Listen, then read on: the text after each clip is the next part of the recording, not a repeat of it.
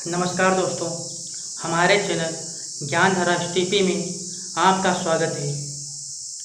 मैं आशीष कुमार आज फिर आपके लिए ओशो की एक नई कहानी लेकर आया हूँ, एक नई सीख लेकर आया हूँ। और दोस्तों, आप जानते हैं कि ओशो की कहानियाँ एक नई दिशा दिखाती हैं और एक जीवन को एक नया मोड़ देती हैं। इसलिए ओशो की कहानी पूरी सुनें और वीडियो को अंत तक देखें, कहीं पर भी स्किप ना करें, क्योंकि यह कहानी आपके जीवन में परिवर्तन अवश्य लाएगी। तो आइए दोस्तों, अब हम आपको ओशो की कहानी की तरफ ले चलते हैं।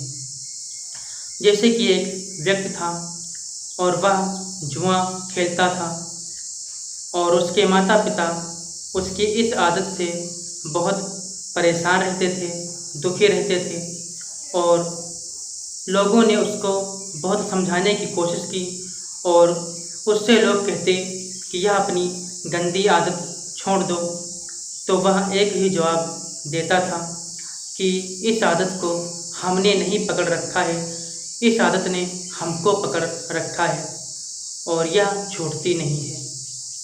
होता क्या है, उसके माता पिता भी अगर उससे कहते कि यह आदत छोड़ दीजिए या बुरी आदत छोड़ दीजिए, तो वह यही कहता था कि इस आदत ने हमको पकड़ रखा है, इसलिए यह नहीं छूट रही है।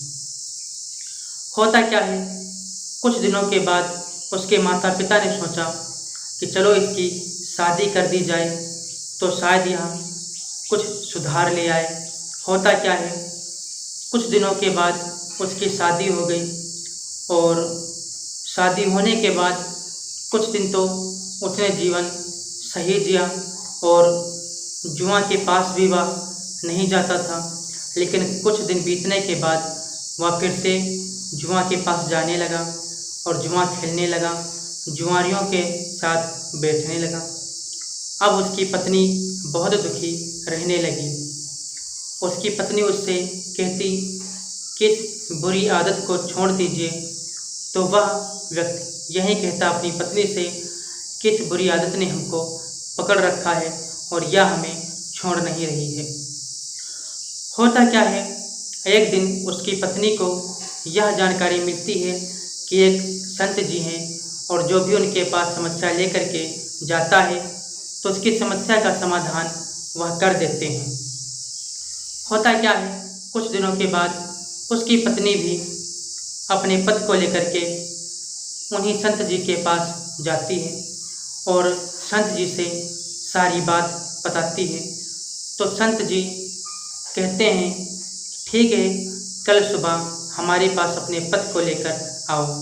तो वह पति पत्नी दोनों वापस घर आ जाते हैं और जब सुबह होती है तो दोनों पति पत्नी सुबह होते हुए चल देते हैं और जब संत के पास पहुंचते हैं तो संत के पास जब पहुँचे तो दोनों पति पत्नी ने देखा कि उसी संत ने एक पेड़ को पकड़ के रखा हुआ है। तो उसकी पत्नी बोली, महात्मा जी, आपके कहने के अनुसार मैं अपने पति को लेकर के आई हूँ। तो उन संत जी ने कहा, अभी तुम यहाँ से जाओ और अपने पति को कल लेकर के आओ सुबह, क्योंकि आज हमें पेड़ ने पकड़ के रखा हुआ है। तो दोनों पति पत्नी बिना सोचे समझे वहाँ से चल देते हैं। फिर तीसरा दिन होता है और फिर तीसरी सुबह होती है तो वह अपने पति को लेकर के फिर संत जी के पास चली जाती है और संत जी से कहती है कि देखो संत जी, हम आपके कहने के अनुसार अपने पति को लेकर के आई हूँ। लेकिन होता क्या है, वही प्रक्रिया संत जी ने कहा कि जाओ बेटी, देखो इस पेड़ ने हमको पकड़ के रखा हुआ है, इसलिए अब तुम कल सुबह आओ। और महात्मा जी ने पेड़ में जो है पेड़ को पकड़ के रखे हुए थे। तो होता क्या है, फिर चौथी सुबह होती है। चौथी सुबह भी उसकी पत्नी अपने पति को लेकर के आती है और कहती है, देखो महात्मा जी, मैं इसको फिर लेकर के आई हूँ। तो वह संत जी कहते हैं, ठीक है बेटी, जाओ अगले दिन लेकर के आना, क्योंकि आज इस पेड़ ने फिर से हमको पकड़ के रखा हुआ है। तो उसका पति मुस्कुराया और बोला, महात्मा जी, तुम रोज़ रोज़ हमको बुलाते हो, लेकिन आपने इस पेड़ को पकड़ के रखा है और तुम बताते हो कि इस पेड़ ने हमको पकड़ के रखा हुआ है। हम यह देख रहे हैं अपनी आँखों से कि आपने खुद उस पेड़ को पकड़ के रखा है। तो महात्मा जी बोले, यही तो मैं तुझको समझाना चाहता हूँ कई दिनों से, और यही समझाने का प्रयास कर रहा हूँ।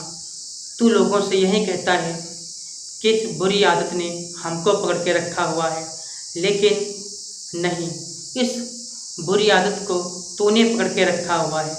जिस तरह से हम चाहें इस पेड़ को तब छोड़ सकते हैं जब हमारी इच्छा हो, उसी प्रकार से तू चाहे तो इस बुराई को छोड़ सकता है अपनी इच्छा शक्ति के अनुसार। तो उसका पति जो था वह सारी बात समझ गया और संत जी को प्रणाम करता है। उसी दिन से उसने जुआ छोड़ दिया। तो दोस्तों, इस ओशो की कहानी से हमें यह सीख मिलती है कि जो है बुराइयां जो हैं, बुराइयों ने इंसान को पकड़ के नहीं रखा है, जबकि इंसान ने बुराइयों को पकड़ के रखा है। और इंसान जब चाहे बुराई को छोड़ सकता है, लेकिन उसे बुराइयों में ही आनंद आता है। तो दोस्तों, मैं अगली वीडियो में मिलूँगा एक नई कहानी के साथ। तब तक के लिए नमस्कार।